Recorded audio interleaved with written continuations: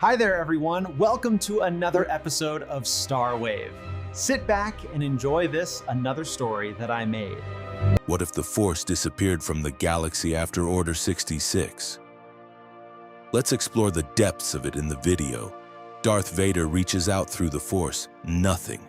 He reaches again, harder, desperate, nothing. The most powerful Force user in the galaxy extends his will into the void and finds exactly that. A void. Empty, silent, dead. The Force is gone, not weakened, not blocked. Gone. Vanished from existence like it was never there at all. This is not possible. The Force has been with him since birth. It whispered to him as a slave boy on Tatooine. It made him the chosen one. It gave him the power to betray the Jedi, to choke his pregnant wife, to burn on Mustafar and survive. And now, in the moment he needs it most, it has abandoned him.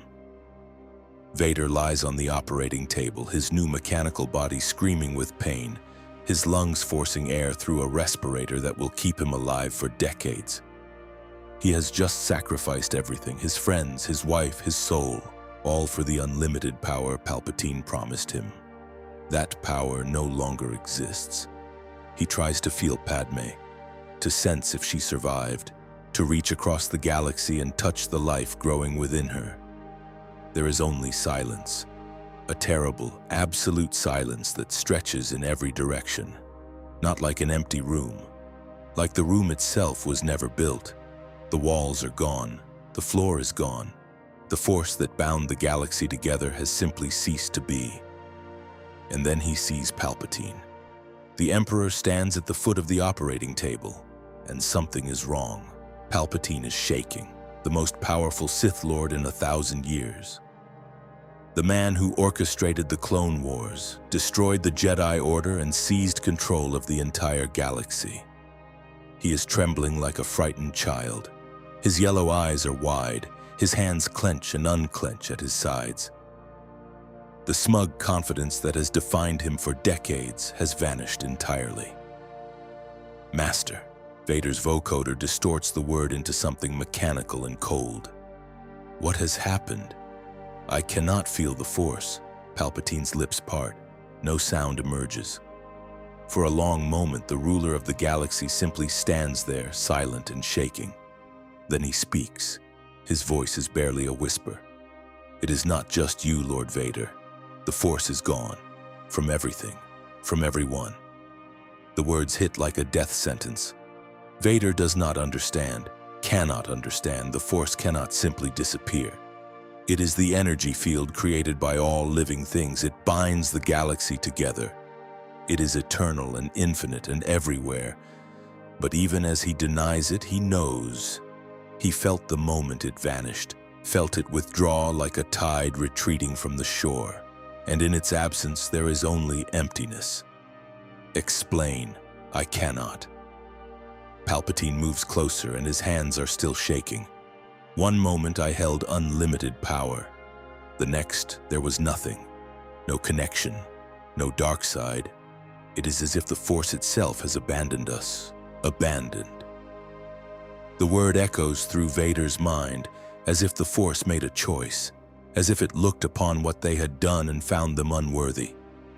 He thinks of the Jedi Temple, the younglings, the thousands of Jedi who died screaming as clone troopers turned their weapons on them.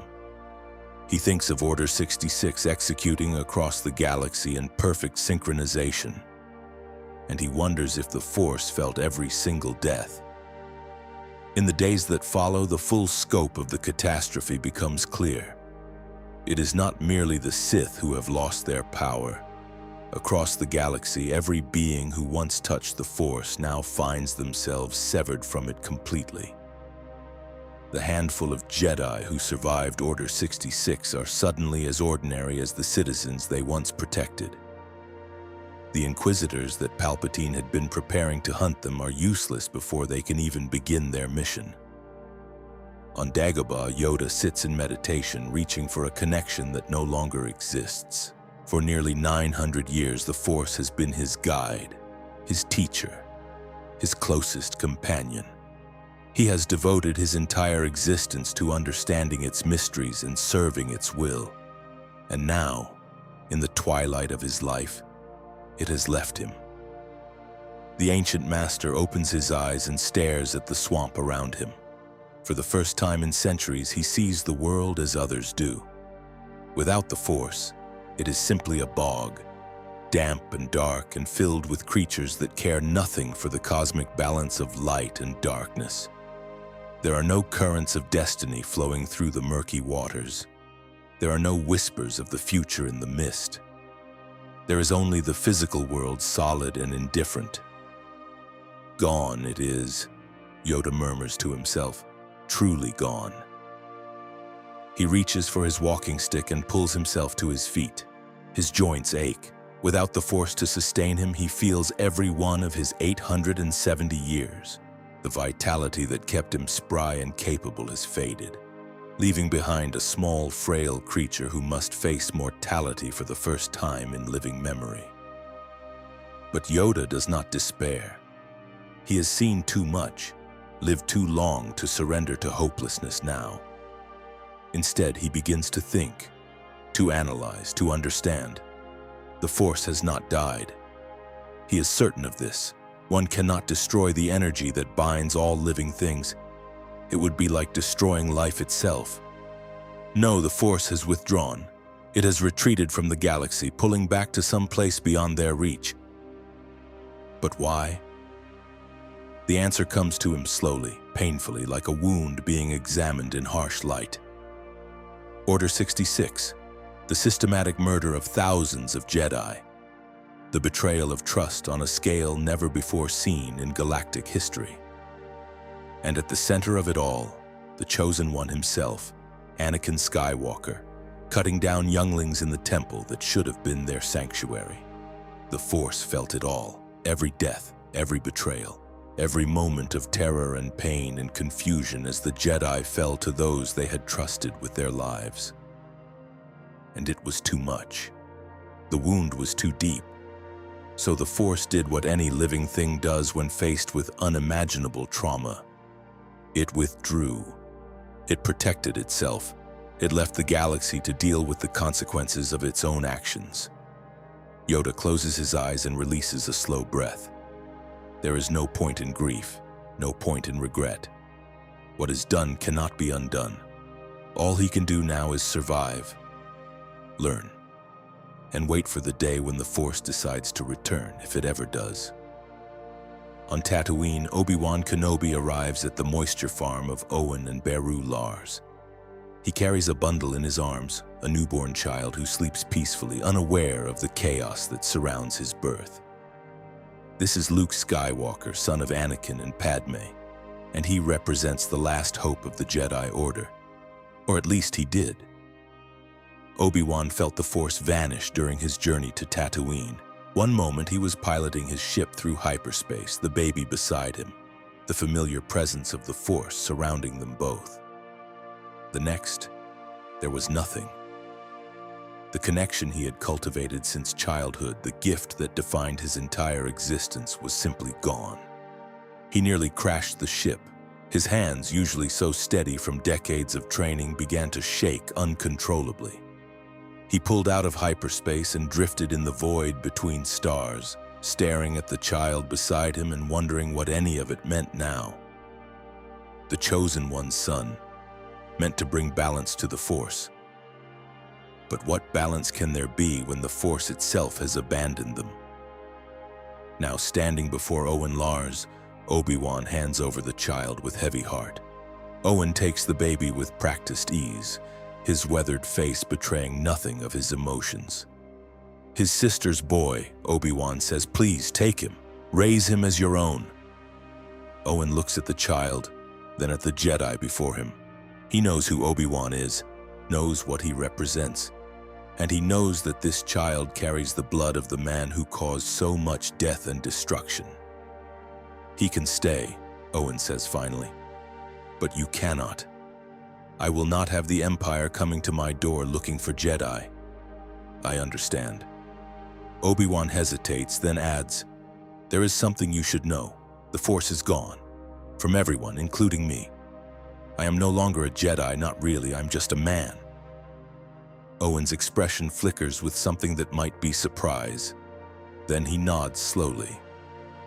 Good, maybe the boy can have a normal life then, without all that mystical nonsense. Obi-Wan wants to argue, wants to explain that the Force was never nonsense, that it connected all living things in a web of energy and meaning that gave purpose to the chaos of existence. But the words die in his throat. Because standing here, severed from that connection, he is no longer certain of anything. He turns and walks away, disappearing into the desert. Behind him, Owen carries the child into the farmhouse, where Beru is waiting with open arms. On Alderaan, Senator Bail Organa holds another child. This one is a girl, tiny and perfect, with dark eyes that seem to take in everything around her with unusual awareness. This is Leia, twin sister of Luke, and she will be raised as a princess of House Organa. Bail has always been sensitive to the currents of politics, able to read the mood of the Senate with uncanny accuracy. Some whispered that he had a touch of Force sensitivity, though he was never tested as a child. Now, whatever connection he might have had is gone, just like everyone else's. But unlike the Jedi, Bail does not mourn the loss. He has more pressing concerns. Palpatine has declared himself Emperor, transforming the Republic into an authoritarian regime seemingly overnight. The clone army has become the Imperial Stormtrooper Corps, and the Jedi, those who survived the initial purge, are being hunted as enemies of the state, except they are not being hunted. Not really. Because without the Force, there is no way to find them. Bail realizes this slowly, putting the pieces together over the following weeks. The Inquisitors that Palpatine had been training are useless now, their Force abilities stripped away along with everyone else's. The Jedi who escaped Order 66 have become ordinary citizens, indistinguishable from the billions of other beings in the galaxy. The hunters have lost their greatest tool, and the prey have gained the ultimate camouflage. It is a small comfort in a galaxy gone mad, but Bail clings to it as he holds his new daughter and watches the sun set over Alderaan's mountains. At the heart of the Empire, Palpatine rages. His private chambers have been destroyed. Furniture lies in splinters. Priceless artifacts from a dozen conquered worlds have been reduced to rubble. The Emperor stands in the center of the destruction, his chest heaving, his hands bloody from where he struck the walls in his fury. Without the Force, he is nothing. No, that is not true. He is still Emperor, still commands the largest military force ever assembled, still holds the Senate in his grasp through fear and manipulation and the careful placement of loyal subordinates. He is still the most powerful man in the galaxy. But the power that mattered, the power that made him more than human, is gone. He cannot feel the currents of the future, cannot touch the minds of his enemies and bend them to his will, cannot summon lightning from his fingertips or move objects with his thoughts. He is trapped in his own body, limited to the crude physical actions that ordinary beings must rely on. It is intolerable. Palpatine has spent decades cultivating his connection to the dark side. He murdered his own master to claim the title of Sith Lord. He orchestrated a galactic war to bring about the fall of the Jedi and the rise of his empire. Everything he has done, every sacrifice he has made, was in service of the ultimate goal, unlimited power through the Force. And now the Force has abandoned him. He searches for explanations. Perhaps it is a temporary phenomenon, a fluctuation in the cosmic energy field that will correct itself in time. Perhaps some surviving Jedi has discovered a way to block the Force, and once they are found and eliminated, his power will return. Perhaps the ancient Sith texts contain some ritual or technique that can restore what has been lost. But deep down, in the part of himself that he has always trusted above all else, Palpatine knows the truth. The Force is gone, and it may never come back. The question becomes, What does an emperor do when his greatest weapon has been taken from him? He thinks of all the plans he has laid over decades of patient scheming, the manipulation of the Senate, the corruption of the Jedi, the creation of the clone army. All of it was meant to culminate in unlimited power, the ability to reshape the galaxy according to his will through the unlimited might of the dark side. Now those plans lie in ruins. The dark side is gone, and with it the foundation upon which his entire empire was built. For the first time in his life, Palpatine feels truly vulnerable. He has enemies everywhere, beings who would gladly see him dead if they thought they could get away with it. Without the Force to protect him, to warn him of danger, to crush his opponents before they can strike, he is merely a politician. A very skilled politician, to be sure, but politics alone cannot maintain an empire built on fear. He needs new strategies, new tools, new ways of maintaining control that do not rely on abilities he no longer possesses. Palpatine considers this as he surveys the wreckage of his chambers. He thinks of the military forces at his command, the Star Destroyers and Stormtroopers and planetary garrisons that enforce his will across the galaxy. He thinks of the Death Star, that magnificent weapon of terror that is even now being constructed in secret. He thinks of Grand Moff Tarkin, that ruthless and efficient administrator who has proven so useful in establishing order in the Outer Rim. Perhaps the Force was never his greatest weapon after all. Perhaps it was merely a tool, useful but not essential. The true source of his power has always been his mind, his cunning, his ability to manipulate others and bend circumstances to his will. These abilities remain intact, and they will be more than sufficient to maintain his grip on the galaxy. Palpatine allows himself a thin smile as the new path becomes clear. He will rule through fear, through the overwhelming application of military force, through the careful cultivation of loyal subordinates who will carry out his will without question. And if the Force ever returns, he will be ready to reclaim it. But even as he makes this decision, doubt gnaws at the edges of his mind, because without the Force, he cannot see the future, cannot anticipate the threats that might arise to challenge his rule. He is blind in a way he has not been since childhood, and the vulnerability is terrifying. The first year passes in chaos and consolidation. Palpatine throws himself into the task of building his empire, working with a manic energy that surprises even his closest advisors. The military is expanded and reorganized. The Star Destroyer fleet grows from dozens to hundreds. Planetary governors are appointed, given broad powers to maintain order within their sectors. The imperial bureaucracy spreads like a virus, touching every aspect of galactic life. And through it all, the Emperor watches and waits for any sign that the Force might return. It never does.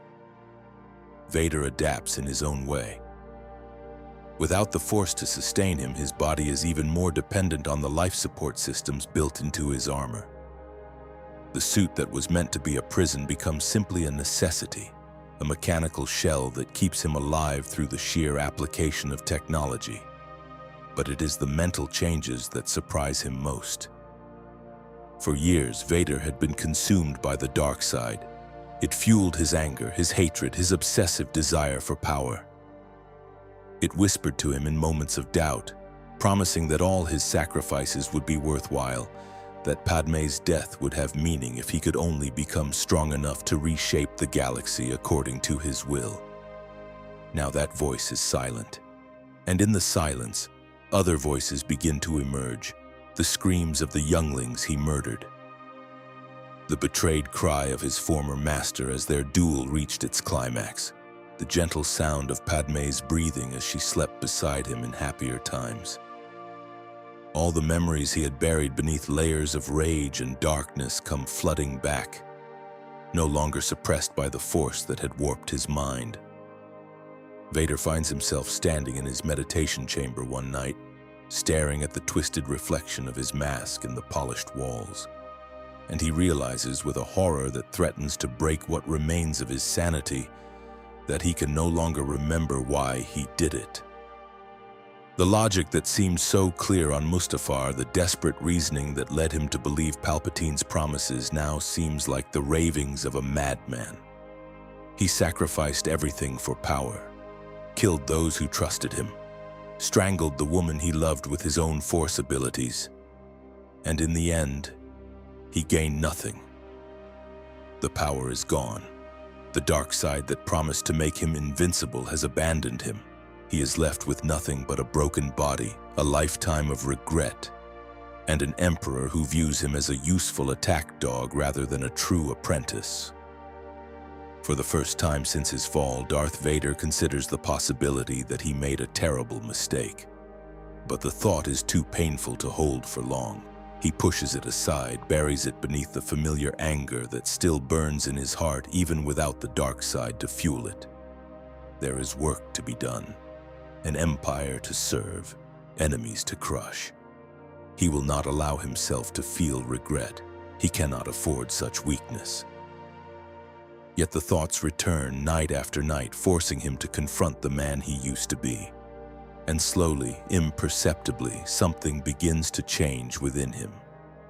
The darkness that once filled his heart has not disappeared entirely. Anger still burns within him, a constant flame that flares at every reminder of what he has lost.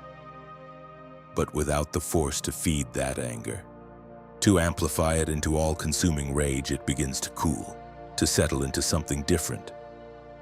Something that might, in another life, be called regret. Vader finds himself thinking about his mother, Shmi, and the peaceful years they shared on Tatooine before the Jedi came. He thinks about Padme, about the stolen moments they shared, about the love that was real even if everything else was built on lies. He thinks about Obi-Wan, the master and friend he betrayed, the man who should have killed him on Mustafar but could not bring himself to deliver the final blow. These memories were once weapons the dark side used against him, twisted into fuel for his hatred. Now they are simply memories, painful and precious in equal measure. They remind him of who he was before the fall, before the mask, before the monster. And somewhere in those memories, buried deep beneath layers of scar tissue and self-loathing, Anakin Skywalker begins to stir. On Tatooine, Luke Skywalker grows up as an ordinary farm boy. Owen and Beru raise him with love and discipline, teaching him the ways of moisture farming, instilling in him the values of hard work and self-reliance. They tell him his father was a navigator on a spice freighter who died before Luke was born. A small lie, but a necessary one. Without the Force, Luke has no unusual abilities to set him apart. He does not sense things before they happen. He does not have inexplicable reflexes or the ability to influence the minds of others. He is simply a boy, growing up on a desert planet dreaming of something more. But certain qualities cannot be suppressed, Force or no Force. Luke is brave beyond his years, rushing to help neighbors whose vaporators have failed or whose speeders have broken down in the deep desert. He is kind, treating the Jawas and even the frightening Tusken Raiders with a respect that surprises his fellow settlers, and he has an instinctive understanding of machinery that borders on genius, able to repair devices that should be beyond salvaging. These are not Force abilities. They are simply who Luke Skywalker is, the fundamental nature that would have expressed itself regardless of the cosmic energy field's existence. And in some ways, this makes them more remarkable. Obi-Wan watches from a distance, living as a hermit in the Jundland wastes under the name of Ben Kenobi. Without the Force, he cannot sense Luke's potential or monitor his development through meditation. He must rely on ordinary observation, making periodic visits to Anchorhead to hear the gossip about the Lars family and their adopted son. It is a strange existence for a man who spent his entire life connected to something greater than himself. But Obi-Wan finds an unexpected peace in it. Without the Force showing him glimpses of possible futures, he can only focus on the present moment. Without the ability to sense the emotions of others, he must learn to read faces and body language like everyone else. Without his lightsaber skills enhanced by supernatural reflexes, he must maintain his training through sheer discipline. He is becoming human in ways he never was before, and he is not certain whether to mourn this change or embrace it. The years continue to pass. On Alderaan, Leia grows into a sharp-minded young woman who takes after her adoptive father in all the ways that matter. She has his political instincts, his passion for justice, his willingness to stand up against tyranny even when the odds seem impossible. She joins the Imperial Senate at the youngest age permitted, following in Bail's footsteps, and immediately begins building a network of like-minded senators who share her concerns about the Emperor's growing authoritarianism. She knows nothing of her true heritage, does not know that her birth father became one of the most feared enforcers in the galaxy, or that her birth mother died of a broken heart on the same day she was born. Bail has kept these secrets close, believing that Leia is better off not knowing the darkness in her bloodline. Without the Force, there are no dreams or visions to reveal the truth. Leia has no inexplicable connection to a twin brother she has never met. She simply is who she appears to be. A princess of Alderaan, a senator of the Empire, and a secret rebel working to bring down everything Palpatine has built. The rebellion has been growing in the shadows for years now. What started as scattered cells of resistance has slowly coalesced into something larger, a coordinated movement with leaders and soldiers and the beginnings of a real military force. Mon Mothma provides political leadership from her position in the Senate. General Dodonna offers military expertise from hidden bases in the Outer Rim, and Bail Organa serves as the bridge between them, using his influence and resources to keep the movement alive. It is dangerous work. The Empire has eyes everywhere, and the penalty for sedition is death. But without Force users to sense their intentions or probe their minds, the rebels have advantages that might not have existed in another timeline. They must rely on old-fashioned methods of security. Dead drops, encoded messages, and elaborate cover stories. But these methods have been refined over centuries of spycraft, and they prove surprisingly effective against an empire that has grown complacent in its dominance. Palpatine knows the rebellion exists, of course. His intelligence networks are extensive, and reports of insurgent activity cross his desk on a regular basis. But without the Force to guide him, he cannot see the true scope of the threat, cannot sense the danger building on the horizon. He dismisses the rebellion as a minor nuisance, a collection of malcontents and idealists who will be crushed in due time. It is perhaps his greatest mistake. Vader, meanwhile, has become something different from what Palpatine intended. Without the dark side to channel his rage, the Sith Lord has been forced to find other ways to function. He throws himself into military campaigns with mechanical efficiency, crushing resistance movements and hunting down the Empire's enemies with the same ruthless determination that once made him a hero of the Clone Wars. But there is a hollowness to it now, a going through the motions quality that even his subordinates begin to notice. Lord Vader no longer seems to take pleasure in his work. He does not gloat over fallen enemies or savor the fear he inspires. He simply does what is required and then withdraws to his private chambers, where he spends hours in silence, staring at nothing. The truth is that Vader is breaking.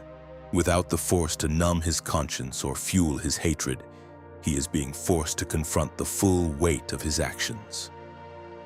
Every night, the faces of those he killed parade through his dreams. Every morning, he wakes to the knowledge that he can never undo what he has done. He still serves the Empire, still obeys Palpatine's commands, but the fire that once drove him has been reduced to embers, and he is not certain how much longer he can continue. It is in this state that he receives a most unusual assignment. Palpatine has grown concerned about reports from the Outer Rim.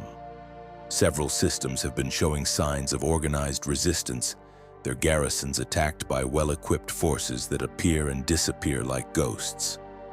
Intelligence suggests a major rebel cell may be operating in the area, possibly with support from sympathetic local governments. Find them, the Emperor commands. Destroy them.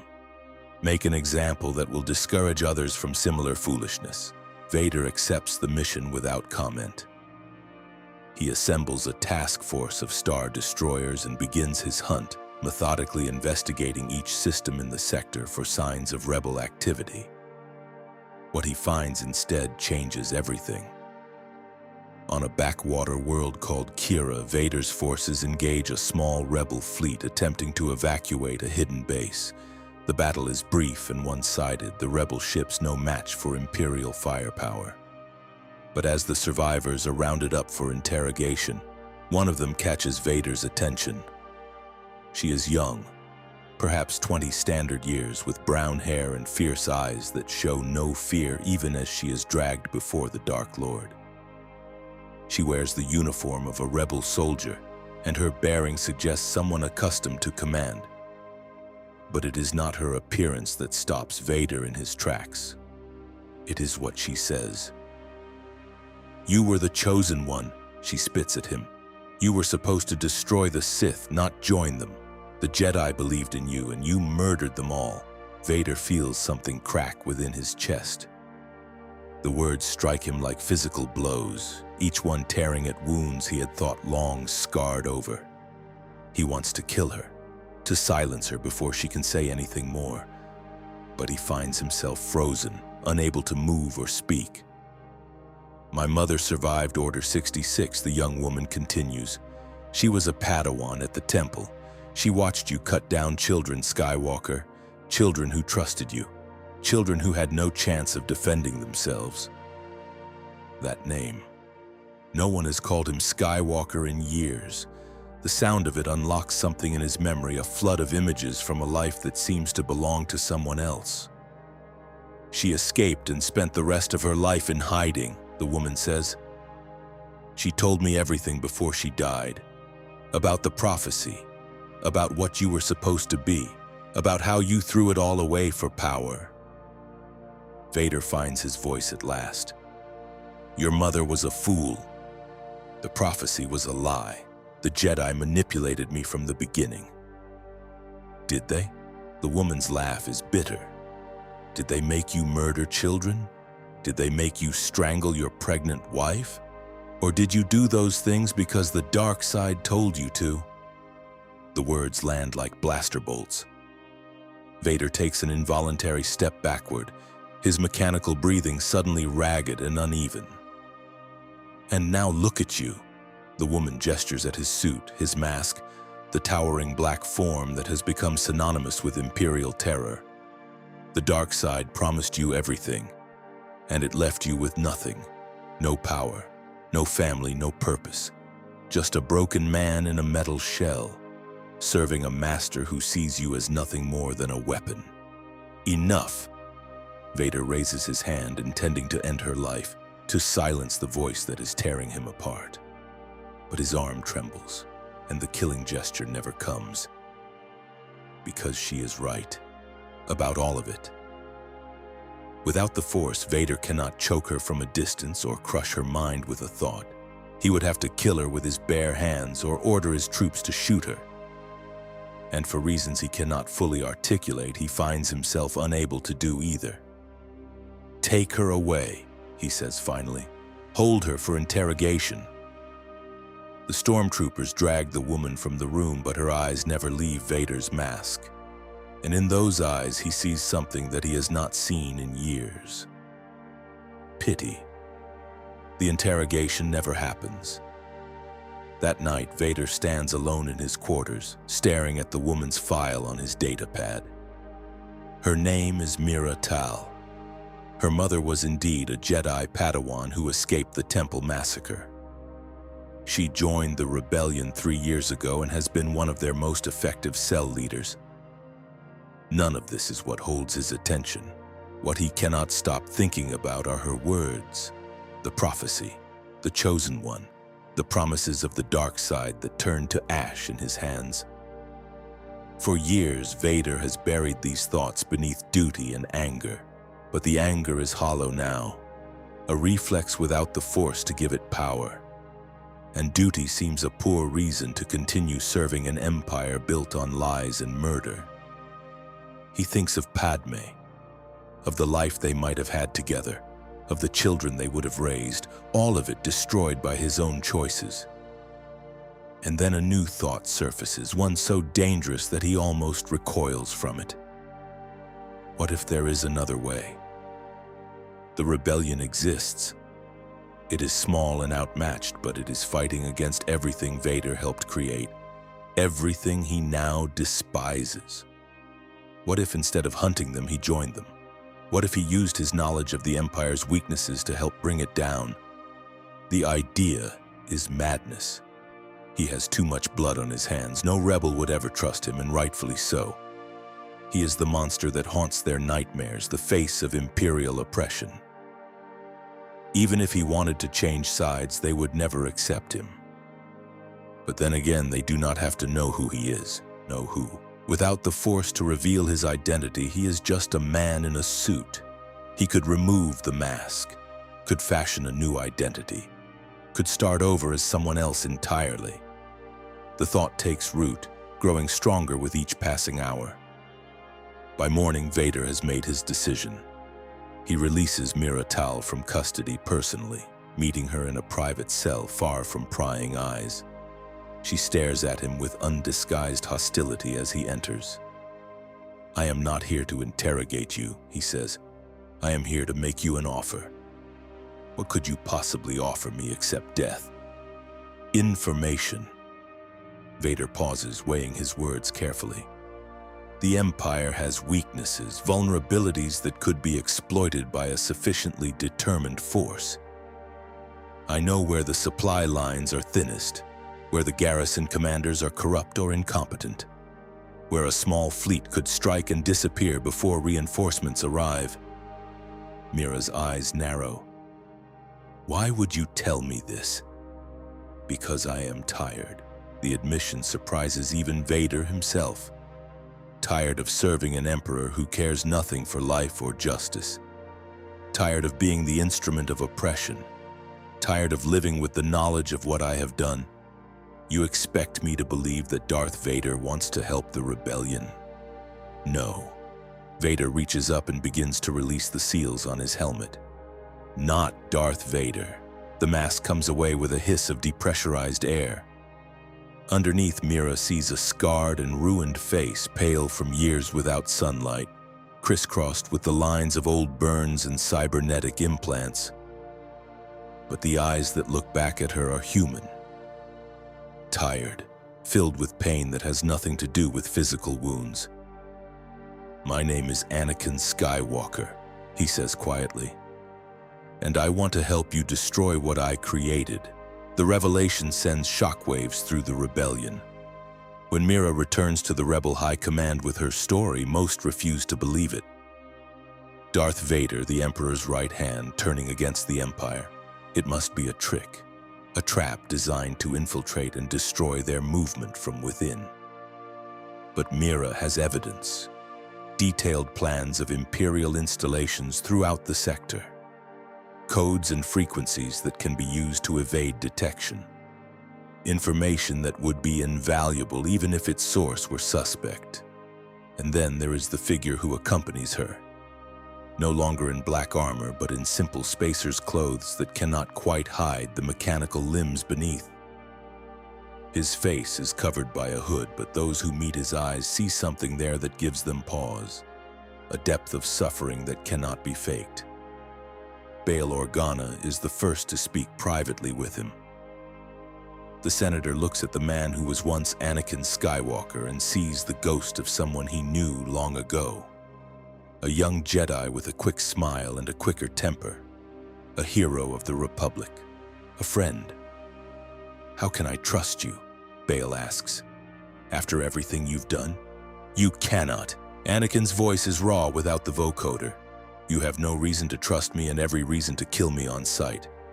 I betrayed everything I believed in, murdered people who had done nothing wrong, helped a monster enslave the galaxy. Nothing I do now can erase that. Then why should we let you live? Because I know things that can help you win. Anakin meets Bail's gaze steadily. And because dying would be too easy. If I truly want to make amends, I have to live with what I've done, fight against it. Try to undo even a fraction of the harm I caused.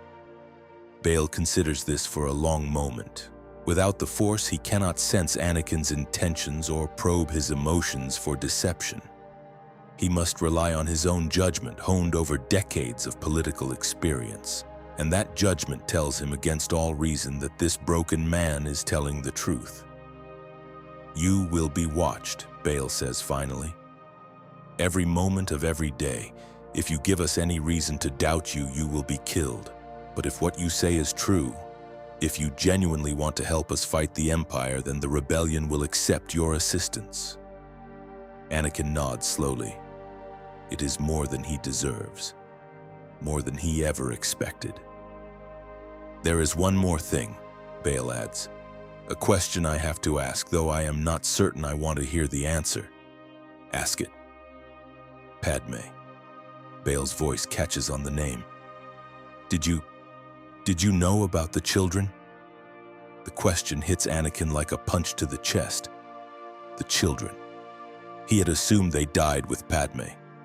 Had spent years believing that his fall destroyed not only his wife but the future they had created together. The possibility that they survived had never occurred to him. Children? His voice is barely a whisper. What children? Bail hesitates, weighing the consequences of what he is about to reveal. But the truth has been hidden for too long, and if Anakin is sincere in his desire to change, he deserves to know. Padme had twins. A boy and a girl. We separated them after she died, hid them away where the Empire could never find them. They have grown up believing their father died before they were born. Anakin cannot breathe. The universe has tilted on its axis, and he clings to the wall for support as the implications crash over him. His children, alive, raised by strangers who protected them from the monster their father became. Where are they? Bail shakes his head. I will not tell you that. Not yet. Perhaps not ever. What I will tell you is that they are safe and they are good people. Better than either of us could have hoped. I have to see them. No. Bail's voice is firm. You have to earn the right to see them. Prove that you have truly changed. Show us through your actions that Anakin Skywalker has returned from whatever darkness claimed him. And then maybe we can discuss the possibility of meeting. It is a hard condition, perhaps an impossible one. But Anakin accepts it without argument. He has no choice, he has no rights where his children are concerned, not after abandoning them before they were even born. Tell me what you need me to do. And so begins a new chapter in the war against the Empire. Anakin proves his value almost immediately. His knowledge of Imperial tactics and procedures allows the rebellion to anticipate enemy movements with uncanny accuracy. Convoys are ambushed, garrisons are raided, key installations are destroyed before reinforcements can arrive. The Empire, accustomed to fighting a scattered and disorganized resistance, suddenly finds itself facing a coordinated and effective military force. Palpatine is furious. He demands explanations from his admirals and generals, none of whom can offer satisfactory answers. How is the rebellion getting information that should be impossible for them to obtain? How are they predicting Imperial movements before orders are even issued? The obvious answer that someone in the Empire's upper echelons has turned traitor does not occur to him at first. Without the Force to guide his suspicions, Palpatine must rely on conventional intelligence methods, and these reveal nothing useful. His moles within the rebellion report no new informants, no mysterious figures providing inside information. What Palpatine does not know is that Anakin has been careful. He communicates only through trusted intermediaries, never appearing at rebel bases or attending strategy meetings where his identity might be compromised. To most of the rebellion, he is simply an anonymous source, a defector whose name and face remain unknown. It is a lonely existence, but Anakin has grown accustomed to loneliness. And there is a certain peace in anonymity, a freedom from the expectations and judgments that have haunted him all his life. The months pass, the rebellion grows stronger, and somewhere in the chaos of war, Anakin Skywalker begins to find something he thought lost forever: hope. On Tatooine, Luke Skywalker is now 19 years old. He has spent his entire life on the moisture farm, dreaming of adventure while working the vaporators and maintaining the droids. He knows nothing of his true heritage, nothing of the war being waged across the galaxy, nothing of the father who believes him dead. But Luke has dreams of his own. He wants to leave Tatooine, to join the Imperial Academy, to see the galaxy beyond the desert horizon. Owen and Beru have resisted this desire for years, fearing what might happen if Luke ventures too close to the Empire. But they cannot hold him back forever. And then one evening, a pair of droids arrives at the farm. They are fleeing from Imperial forces, carrying information of vital importance to the rebellion. When Luke discovers a hidden message in the astromech unit, a recording of a young woman pleading for help, he is drawn into events that will change his life forever. The woman is Leia Organa, Princess of Alderaan and secret rebel leader. She has been captured by Imperial forces while attempting to transport stolen plans for a massive battle station called the Death Star. If those plans can be delivered to the rebellion, they might reveal a weakness that could destroy the weapon before it becomes operational. Luke does not know any of this yet. He knows only that a woman is in trouble and that old Ben Kenobi, the hermit who lives in the Jundland wastes, might be able to help.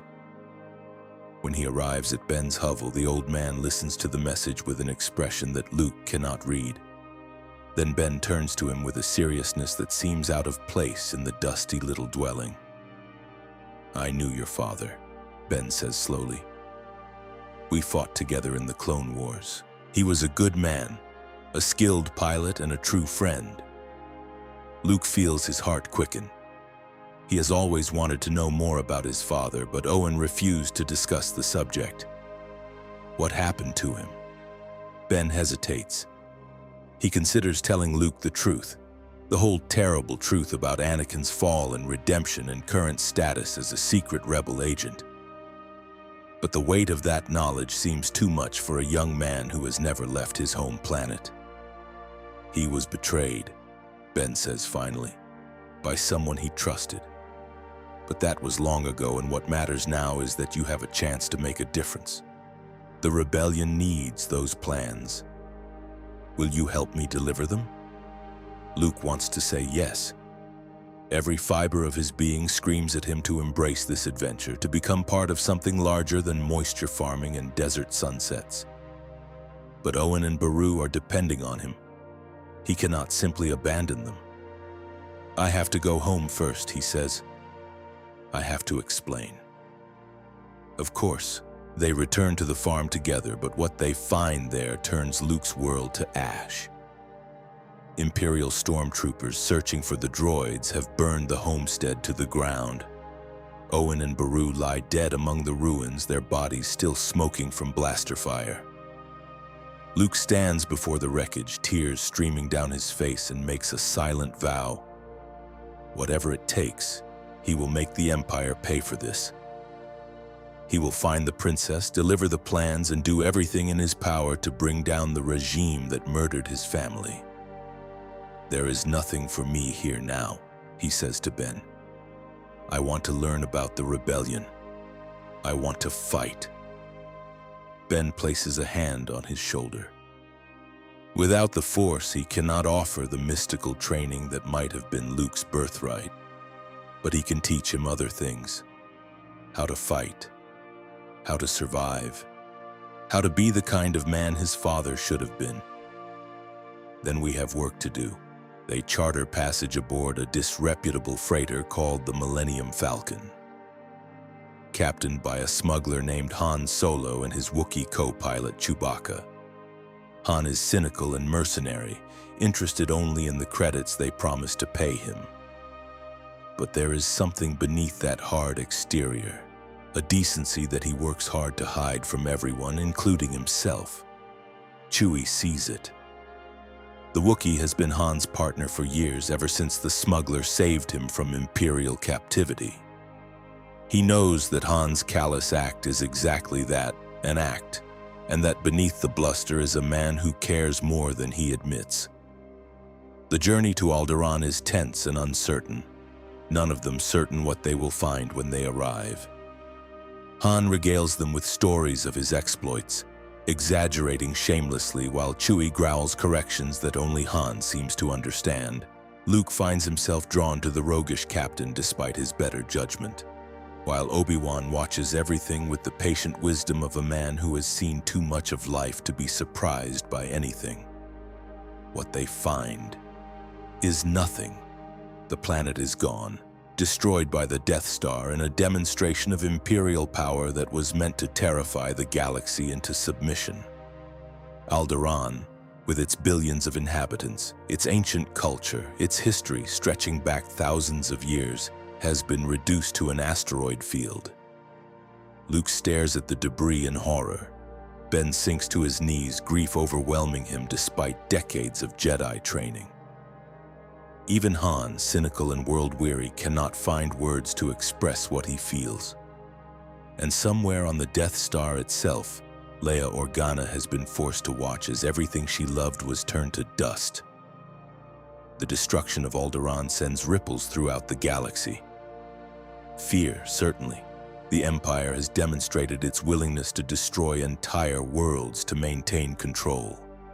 But also rage.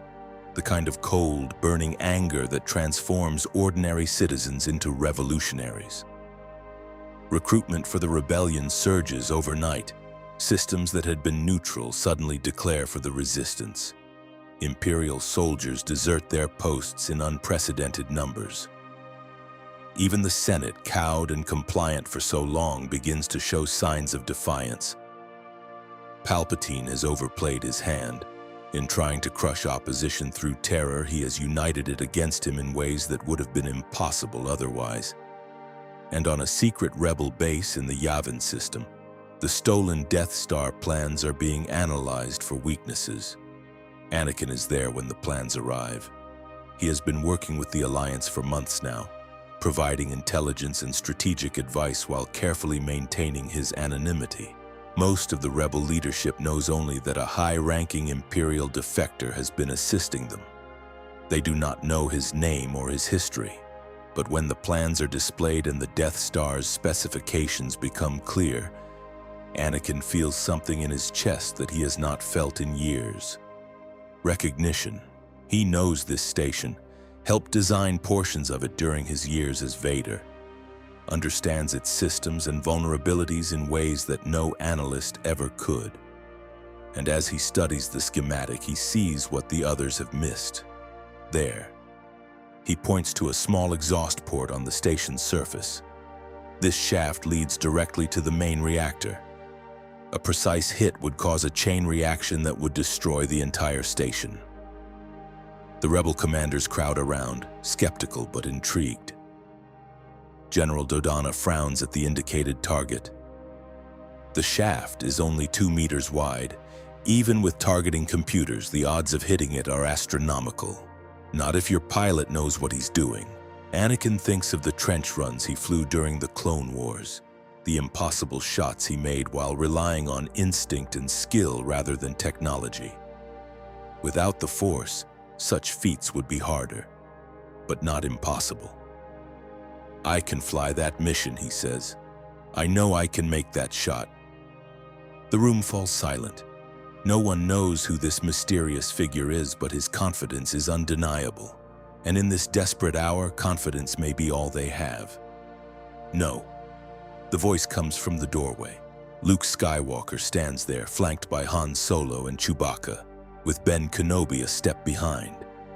They have just arrived from their escape from the Death Star, bringing Leia with them, and the young man's eyes are blazing with determination. "I will fly that mission," Luke says. "This is my fight. Those monsters killed my family. I have to be the one to make them pay." Anakin stares at the young man, and for a long moment neither speaks. There is something familiar about him, something in the set of his jaw, the fire in his eyes, the stubborn determination that refuses to be denied. And then Anakin understands, and the realization nearly brings him to his knees. This is his son, the child he thought was dead, standing before him, ready to risk his life against the Empire's deadliest weapon. He wants to say something, to reveal himself, to embrace the boy, to beg for forgiveness he does not deserve. But the words will not come. There is too much between them, too much history and pain and betrayal. All Anakin can do is nod. "Then you had better practice," he says quietly, "because that shot is the only chance any of us have." The Battle of Yavin is unlike anything the galaxy has ever seen. A handful of rebel fighters against the most powerful weapon ever constructed. Snub fighters against a moon-sized battle station. It should be a slaughter. It should be over in minutes. The Imperial commanders aboard the Death Star certainly believe so. Grand Moff Tarkin watches the approaching rebel fleet with something approaching boredom. He has seen the station's power demonstrated against Alderaan. He knows that nothing can stand against the technological terror they have created. But Tarkin has never faced an enemy with nothing to lose. The rebel pilots know they are probably going to die. They have made their peace with that. Their only goal is to take the Death Star with them, to ensure that their sacrifice means something. And that determination, that willingness to give everything for a cause greater than themselves, transforms them into something the Empire cannot predict or counter. But the rebels have something the Empire does not. They have desperation, they have courage, and they have a young pilot named Luke Skywalker who flies like he was born in the cockpit. Luke leads Gold Squadron into the trench, weaving through turbo laser fire and TIE fighter attacks with a precision that seems almost supernatural. He is not force sensitive, not anymore, but something in his blood remembers what it means to fly. Something inherited from a father he never knew. The Death Star's surface blurs beneath him. Laser blasts streak past his cockpit. Wingmates explode into fireballs on either side. But Luke keeps flying, keeps pushing, keeps believing that he can make this impossible shot. Almost there. The exhaust port appears ahead, a tiny opening in the vast expanse of metal and machinery. Luke's targeting computer locks on, calculating trajectories and velocities, preparing to fire. "Use your instincts." The voice comes through his headset, and Luke recognizes it as the mysterious advisor who identified the weakness. There is something in that voice that makes Luke trust it implicitly, though he cannot explain why. He switches off his targeting computer. Behind him, Han Solo's voice crackles over the comm. "Luke, what the hell are you doing?" But Luke does not answer. He is focused now, more focused than he has ever been in his life. The exhaust port fills his vision. His finger rests on the trigger, and in that moment, without the Force to guide him, Luke Skywalker does something extraordinary. He trusts himself. The proton torpedoes streak toward the target. They enter the shaft and disappear from view. For one eternal second, nothing happens. And then the Death Star explodes. The shockwave spreads across space, a blinding flash of light and fire that obliterates the weapon that was meant to ensure Imperial dominance forever. Debris scatters in every direction. The TIE fighters that survived the battle scatter and flee. And throughout the galaxy, beings who have lived under the Emperor's shadow begin to believe for the first time that the Empire can be defeated. The celebration at the rebel base is jubilant but brief. They have won a great victory, but the war is far from over. The Emperor still commands vast military forces. Star destroyers still patrol the space lanes. And the Death Star, though destroyed, can be rebuilt. But something has changed. The myth of Imperial invincibility has been shattered. A farm boy from Tatooine has done what the greatest military minds believed impossible. And the rebellion has gained something more valuable than any weapon: momentum. Luke becomes a hero overnight. His face appears on propaganda posters and holonet broadcasts. His name is spoken with reverence in rebel cells across the galaxy. He represents everything the rebellion stands for: courage, hope, the belief that ordinary people can make a difference against overwhelming odds. But Luke himself feels strangely empty. He has destroyed the weapon that obliterated Alderaan and killed his adoptive family. He has proven himself in battle. And yet something is missing, some piece of himself that he cannot identify. It is Ben who provides the answer. The old man finds Luke alone on the temple roof, staring up at the stars. He sits beside him in companionable silence, waiting for Luke to speak. "Ben," Luke says finally, "who was my father?" "Really? I told you he was a pilot, a hero of the Clone Wars. That is not the whole truth." Luke turns to face him. "I can see it in your eyes. There is more you have not told me." Ben sighs heavily. He has dreaded this moment for years, knowing it would come eventually. Without the Force, he cannot guide Luke to the truth gradually, cannot prepare him with visions and meditations. He must simply tell him, and hope the young man is strong enough to bear it. "Your father's name was Anakin Skywalker. He was not just a pilot, he was a Jedi Knight." Luke's eyes widen. The Jedi were real? I thought they were just legends. They were very real. And your father was one of the greatest among them. He fought in the Clone Wars alongside me, saving countless lives and earning the respect of everyone who served with him. What happened to him? Ben looks away. He fell, Luke. He was seduced by the dark side of the Force and became something terrible. He served the Emperor as Darth Vader for many years, until the Force disappeared and he was forced to confront what he had become. Luke feels the world shifting beneath him. His father was Darth Vader, the monster, the symbol of Imperial oppression, the man whose image had haunted his nightmares since childhood. Is he still alive? Yes. Ben meets Luke's gaze steadily.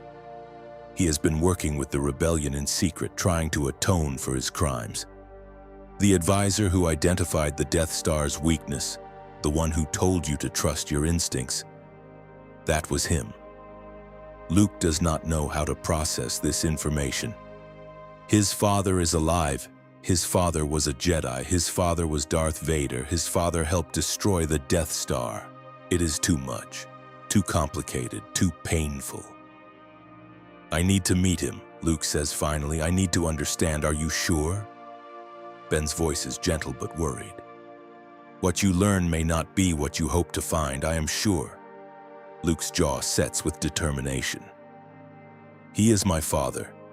Whatever he has done, whatever he has become, I deserve to know the truth." The meeting takes place in a small room in the rebel base, far from prying eyes. Anakin sits at a table, his hood down, his scarred face visible for the first time in years. He has asked for this meeting, has dreaded it and longed for it in equal measure. When Luke enters, Anakin does not rise, does not speak. Simply watches as his son approaches and takes the seat across from him. For a long moment, neither says anything. They study each other, father and son, separated by decades of pain and secrecy and war. Luke sees a broken man, aged beyond his years, marked by suffering that goes far deeper than physical scars. Anakin sees a young man who embodies everything he might have been, everything he threw away in pursuit of power. You are my father. Luke's voice is flat, carefully neutral. Yes, you were Darth Vader. Yes, you helped murder the Jedi. You served the Emperor. You committed atrocities across the galaxy. Yes, Anakin's voice breaks slightly. I did all of those things and worse. There is nothing I can say that will excuse or explain it. I made choices that destroyed countless lives, including the lives of people I loved. I was a monster. Then why are you here? Why did you turn against the Empire? Anakin considers the question carefully.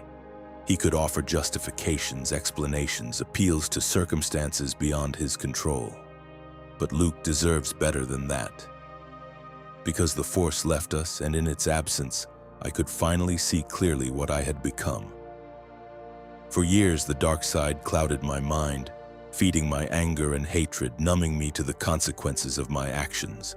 When it vanished, all that was left was the truth. And the truth was unbearable. So you joined the rebellion to ease your conscience? No. Anakin shakes his head. Nothing can ease my conscience. What I have done cannot be forgiven or forgotten. I joined the rebellion because it was the right thing to do. Because I had spent so long doing wrong that I needed to do something right, even if it changed nothing. Luke stares at him, searching his face for signs of deception or manipulation. But all he sees is pain. Raw, unfiltered pain that has been festering for years. My mother, Luke says slowly. What happened to her? Anakin closes his eyes. This is the question he has been dreading most of all. She died giving birth to you and your sister, but before that, I hurt her.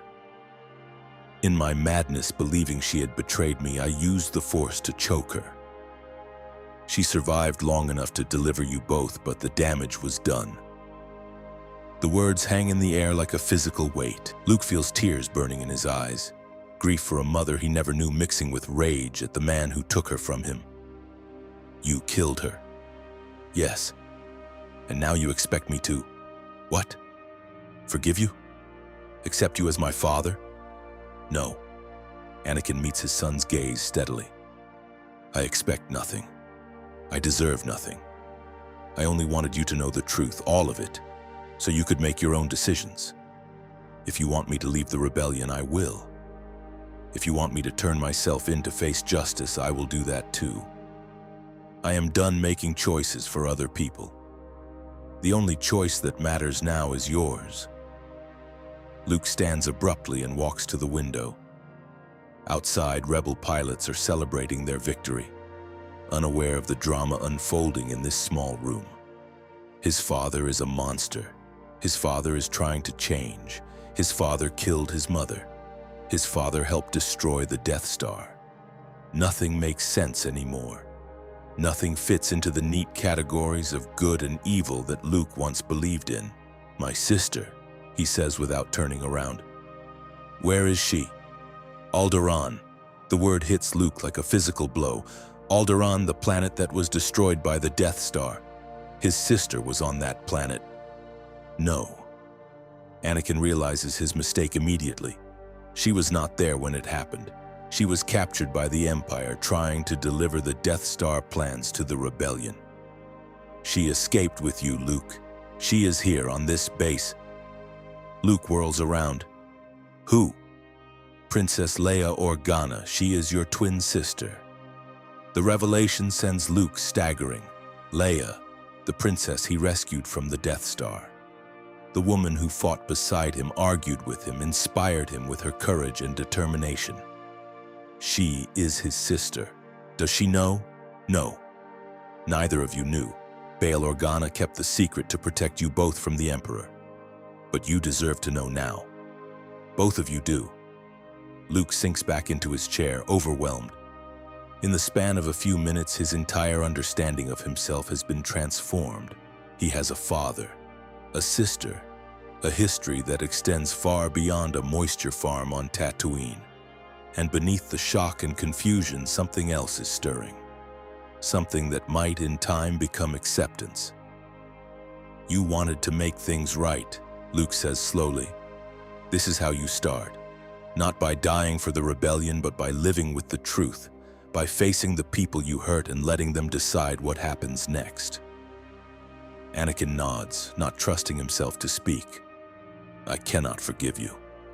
Luke's voice is firm but not cruel. "Not yet, maybe not ever. But I can give you a chance to earn it. To prove through your actions that the man you were is not the man you have to be. It is more than Anakin deserves, more than he ever dared hope for. Thank you." "Do not thank me yet." Luke rises and moves toward the door. "You have a long way to go. And this is only the beginning." He leaves Anakin alone with his thoughts, his regrets, and the faintest glimmer of something that might be redemption. The war continues. Without the Force, both sides are reduced to conventional military strategies.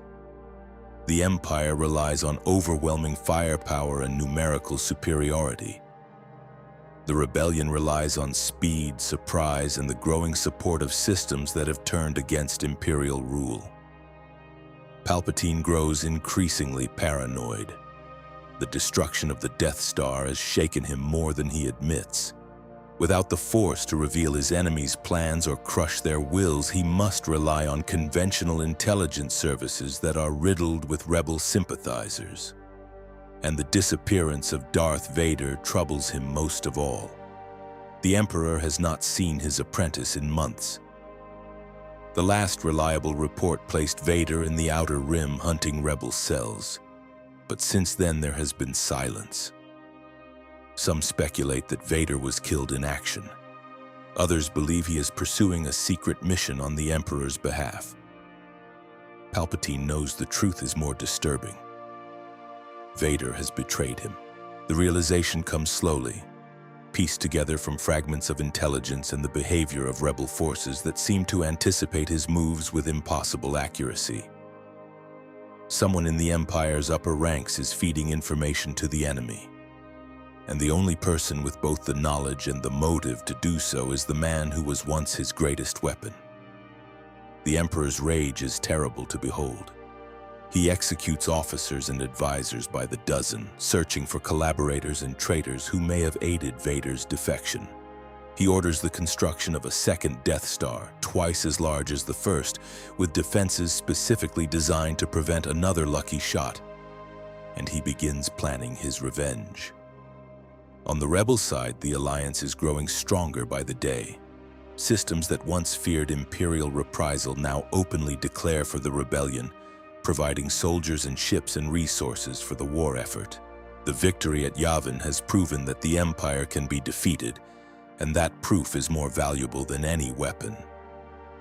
Luke and Leia work together constantly now, their bond growing stronger as they learn to navigate their new relationship. The revelation that they are siblings has been difficult for both of them, raising questions about identity and family that neither fully understands. But there is comfort in it too. Luke has found the family he always longed for. Leia has found a connection to her true heritage that goes beyond politics and duty. They are not alone anymore.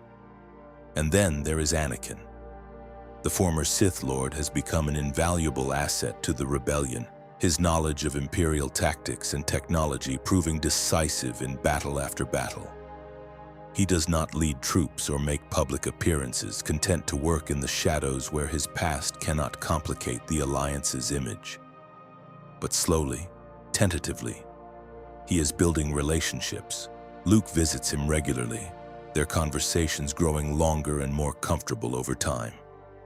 The anger and suspicion have not disappeared entirely, but they have been tempered by something resembling understanding.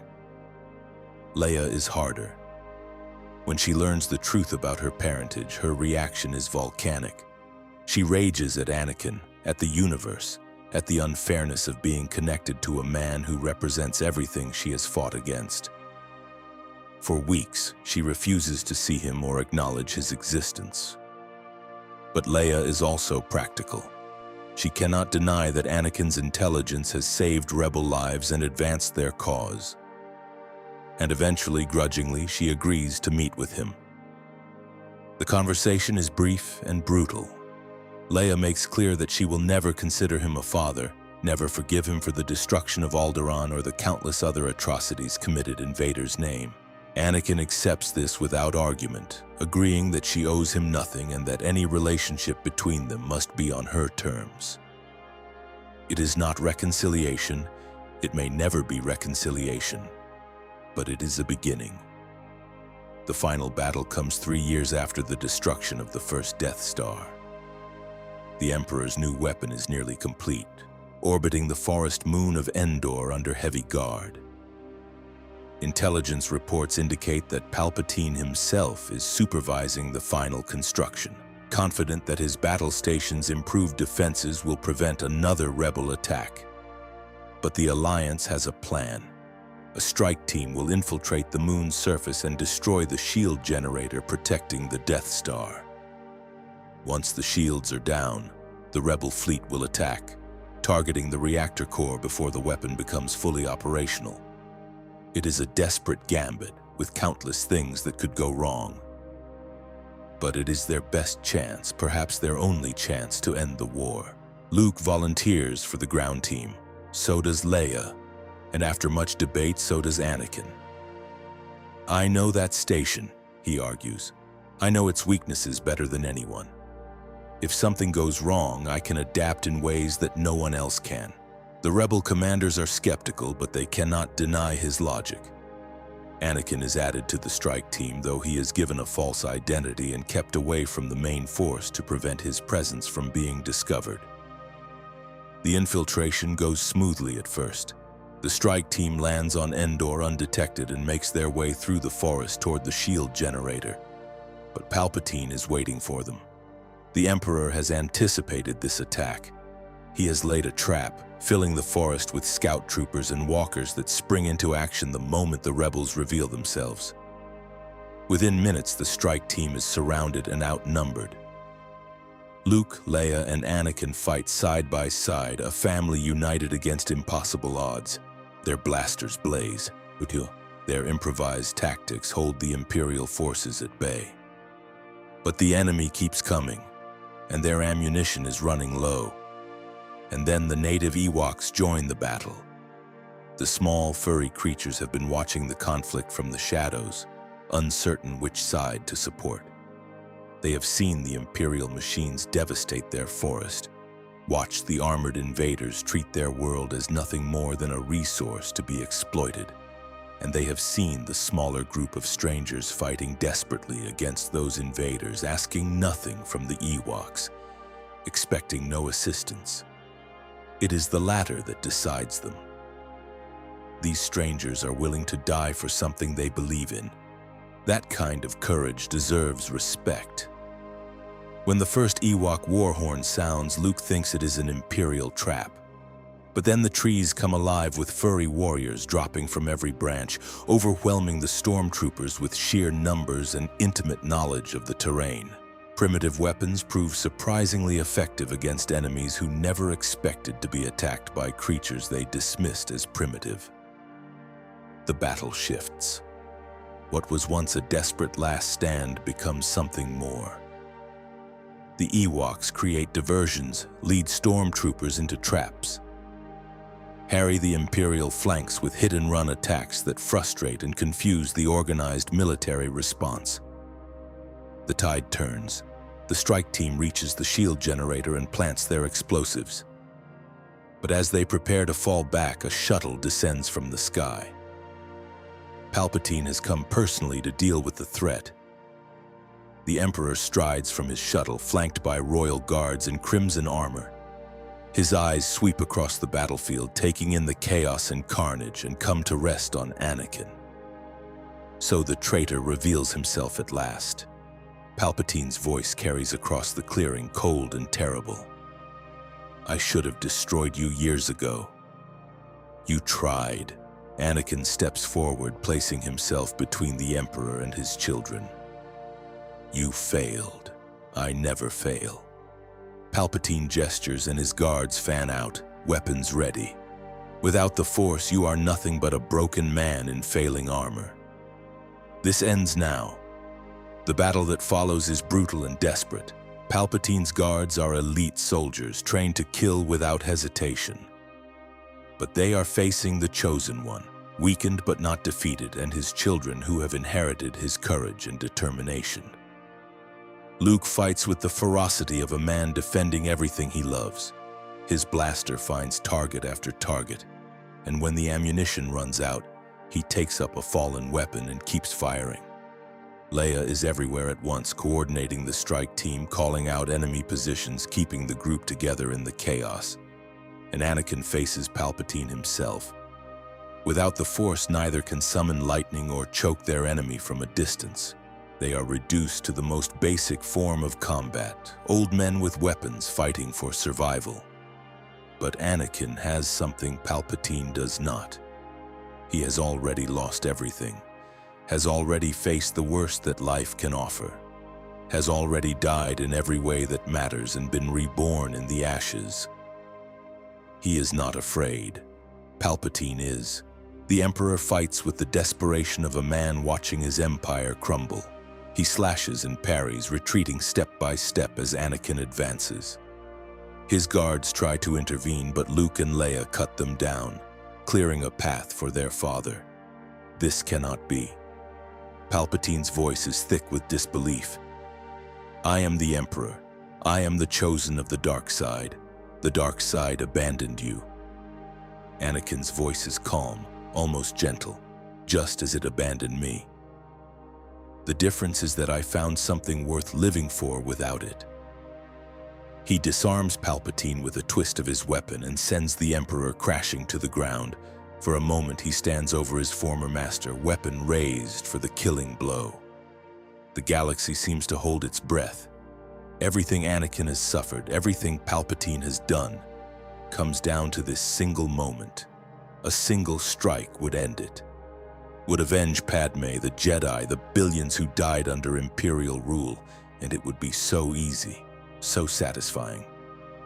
"So right, do it," Palpatine sneers up at him. "Strike me down in anger, prove that you are still Vader at heart."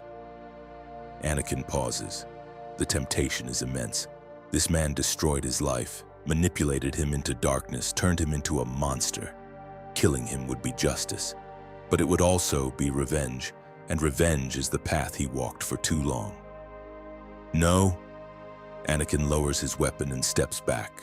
Luke and Leia appear beside him, their blasters trained on the fallen Emperor. "You will stand trial," Anakin says. "You will answer for your crimes before the galaxy, and then the people you oppressed will decide your fate." The shield generator explodes behind them, a column of fire rising into the sky. Above, the rebel fleet engages the Death Star, their fighters swarming toward the exposed reactor core. And Emperor Palpatine, ruler of the galaxy, master of the Sith, is taken into custody by the children of the man he corrupted. The second Death Star is destroyed that day, its explosion visible from the surface of Endor. The rebel fleet sustains heavy losses, but they emerge victorious. The Empire's ultimate weapon is gone, and its emperor is a prisoner of war. What follows is not immediate peace. There are still Imperial holdouts, still Star Destroyers and garrisons that refuse to surrender. The war continues for months, then years, as the New Republic gradually establishes control over the galaxy. But the outcome is never in doubt. Without Palpatine's leadership, without the fear of the Death Star, the Empire fragments and collapses. System after system declares independence or joins the Republic. The stormtroopers who once seemed invincible are revealed as ordinary soldiers, capable of being defeated by ordinary people with extraordinary courage. And throughout it all, the Force remains absent. Yoda passes away on Dagobah, the last of the ancient Jedi Masters. Before he dies, he tells Obi-Wan that he has made peace with the Force's departure. Ready I was to become one with it, the old master says.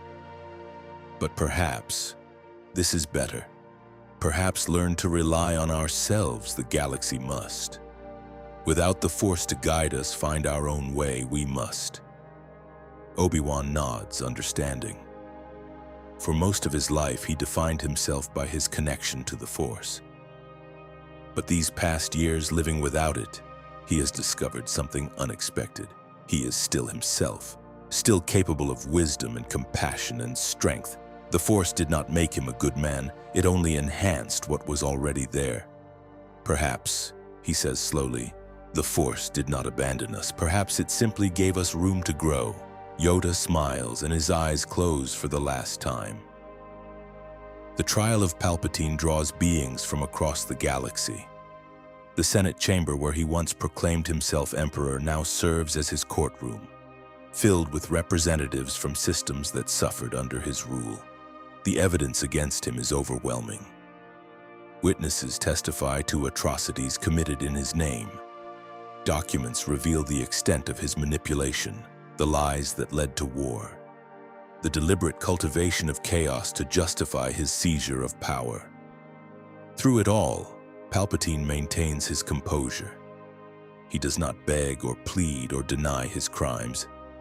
He simply watches the proceedings with cold contempt, as if the beings judging him are insects beneath his notice. When asked if he has anything to say in his defense, the former emperor rises slowly. "You believe you have won." His voice carries through the chamber, amplified by hidden speakers. "You believe that by destroying my empire, you have created something better, but what you have created is chaos. Without strong leadership, without the order I provided, the galaxy will tear itself apart. You will beg for the return of imperial rule within a generation." He sweeps his gaze across the assembled representatives, his eyes burning with hatred. "And when that day comes, remember that you chose this. You chose weakness over strength. You chose sentimentality over justice, and you will suffer the consequences. The verdict is guilty. The sentence is death." Palpatine faces his execution without fear, his last words a prediction of doom for the galaxy he once ruled. But as the years pass and his prophecy fails to come true, his legacy fades from a source of terror to a cautionary tale about the corruption of power. Anakin does not attend the execution. He has seen enough death in his life, caused enough death, to have any desire to witness more. Instead, he spends those final hours with his children, walking through the gardens of the new Senate complex on Chandrila. Luke and Leia walk beside him, their presence a gift he never expected to receive. "What happens now?" Luke asks. Anakin considers the question. He has thought about this moment for years, imagining what he might do once the war was over and his purpose had been served. "I do not know," he admits. "For so long my life was defined by conflict. First as a Jedi, then as a Sith, then as a rebel. I am not sure who I am without a war to fight." Maybe that is the point. Leia's voice is softer than it once was when speaking to him. Maybe the challenge now is figuring out who you want to be. She still does not call him father, may never call him that. But there is something in her eyes that was not there before, an acceptance perhaps, or at least a willingness to try. "I would like to help rebuild," Anakin says slowly. "There is so much damage to undo. So many worlds that need assistance recovering from Imperial rule. Perhaps I can put my skills to better use." Luke nods. The Jedi are gone, but that does not mean their teachings have to die with them. "We could create something new, not a rigid order bound by ancient codes, but a school for those who want to learn. Philosophy, history, the principles that the Jedi stood for at their best." "And what about the Force?" Leia asks. "Do you think it will ever return?" Anakin looks up at the sky, where the first stars are beginning to appear in the darkening twilight. "I do not know. Perhaps the Force is waiting for something. a sign that we are ready to use its power responsibly. Or perhaps it is gone forever and we must learn to live without it. He pauses, a faint smile crossing his scarred features. Either way, we have proven that we can survive, that we can fight for what is right without relying on cosmic powers to guide us. Whatever happens, that is something the Force cannot take away. They walk in silence for a while, three people bound by blood and history in the slow, painful work of healing. The galaxy is at peace, not perfect peace. There are still disputes and conflicts and injustices that must be addressed. But the shadow that hung over everything for so long has been lifted. People can breathe again, can dream again, can imagine futures that do not involve fear and oppression. And in that peace, something stirs. Deep in the heart of the galaxy, in places where stars are born and die in cycles beyond mortal comprehension, the Force begins to wake. It has been watching, feeling, learning. The Force is not a thinking being in the way that humans or other species understand thought. It does not make decisions the way individuals do. But it is aware in its own way of the galaxy it permeates. It feels the ripples of every action, the echoes of every choice, the consequences of every deed, both good and evil. And it felt Order 66, felt thousands of its most devoted servants die in a single moment of betrayal, felt the Chosen One turn away from the path he was meant to walk and embrace the darkness that had been his shadow since birth. The pain was unbearable, so the Force did what any wounded creature does when the pain becomes too much to bear. It retreated. For 20 years it withdrew from the galaxy, overwhelmed by the trauma of Order 66 and the corruption of its Chosen One. It retreated into itself, nursing wounds that ran deeper than any physical injury. But it has seen what happened in its absence, has seen ordinary beings rise to challenge tyranny without any mystical assistance, has seen a father and his children find their way back to each other through choice rather than destiny, has seen the galaxy prove beyond any doubt that it does not need cosmic intervention to choose good over evil. And slowly, tentatively, the Force begins to reach out again. On Chandrila, Luke Skywalker stops mid-stride. He turns to face his father, his eyes widening. "Did you feel that?" Anakin stands very still. Around him, the evening air seems to hum with the presence he thought lost forever. A warmth spreads through his chest, familiar and strange at the same time. "Yes." Leia looks between them, confused. "Feel what? What are you talking about?" But even as she asks, understanding dawns. She has felt something too. A whisper at the edge of perception. A connection to something vast and ancient and infinitely patient. The Force has returned. Not all at once, not in a rush of power that would overwhelm their senses. It comes back slowly, like dawn breaking over a horizon after a long night. First a faint glow, then a warmth, then a light that grows brighter with each passing moment. Anakin closes his eyes and reaches out, hardly daring to believe. The connection forms immediately, as natural as breathing, as essential as his heartbeat. He feels the Force flowing through him, around him, binding him to every living thing in the galaxy. But it is different now, cleaner, purer, without the rage and hatred that once corrupted his connection to the dark side, without the fear and rigidity that limited his training as a Jedi. This is the Force as it was meant to be experienced, without dogma, without darkness, simply the energy of life itself, offered freely to all who are willing to receive it. Tears stream down Anakin's face.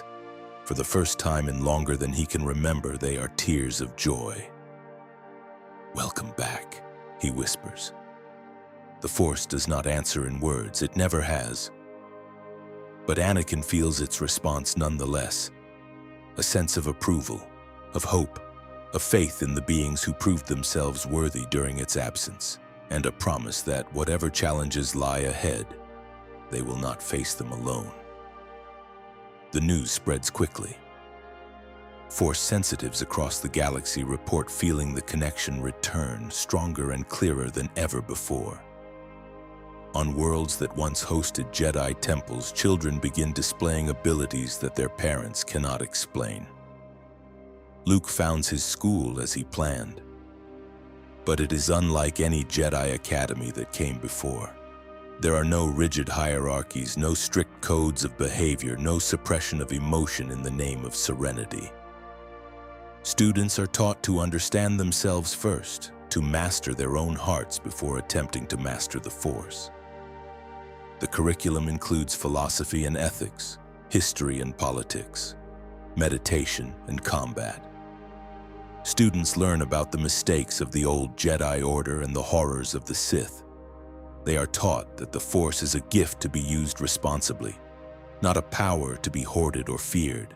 Leia does not join the school, though she discovers her own sensitivity to the Force. Her path lies in politics, in building the New Republic into something worthy of the sacrifices made to create it.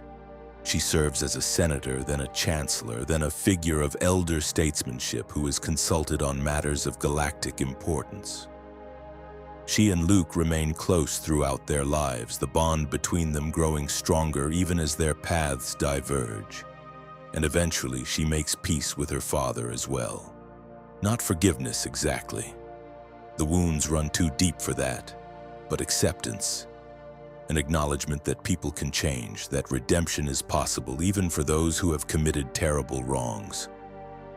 Anakin lives another 30 years, far longer than anyone expected given the damage to his body. The Force sustains him not through dark side manipulation, but through the natural connection that flows between all living things. He teaches at Luke's school, sharing what he learned from both sides of the Force, warning students about the temptations of power and the importance of humility. He never fully forgives himself. The memories of what he did as Vader haunt him until his final breath, a burden he accepts as the price of his redemption. But he finds moments of peace, in the laughter of his grandchildren, in the successes of his students, in the quiet conversations with his son and daughter as the sun sets over whatever world they happen to be on. When the end comes, it is gentle. Anakin is very old, his mechanical limbs finally failing, his scarred body worn out by decades of service. Luke and Leia are at his bedside, holding his hands as his breathing slows. "I am not afraid," he tells them. "I know where I am going." And as the life leaves his body, Anakin Skywalker becomes one with the Force at last. The galaxy does not stop for his passing. Wars continue to be fought, albeit smaller ones. Injustices continue to be committed, though they are challenged more vigorously than ever before. The universe goes on, indifferent to the struggles of the beings who inhabit it. But something has changed, something fundamental and lasting. The Force is no longer a weapon to be wielded by the few against the many. It is a connection shared by all life, a reminder that every being in the galaxy is part of something greater than themselves. And the story of Anakin Skywalker, the chosen one who fell into darkness and clawed his way back to the light, becomes a legend passed down through generations. A cautionary tale about the corruption of power, a story of hope about the possibility of redemption. A reminder that even in the darkest times, the choice to do good remains. The Force will always be with us, but in the end, it is the choices we make that define us. That is the lesson Anakin Skywalker learned. That is the gift he passed on to his children and their children after them. And that is the truth that will guide the galaxy long after the last person who knew him has joined the Force themselves. Balance has been achieved, not through prophecy or destiny, but through the simple, stubborn courage of beings who refuse to give up, who fought for what was right even when the odds seemed impossible, who proved that the light within them was stronger than any darkness the universe could throw at them. This is the legacy of the Force's disappearance. This is what it taught the galaxy during its absence. We do not need cosmic powers to be heroes. We only need to choose. That's our theory. The Star Wars universe is a galaxy filled with exciting stories and possibilities, and we love exploring them. If you want to accompany us on this journey to a galaxy far, far away, then please like, share, and subscribe to our channel.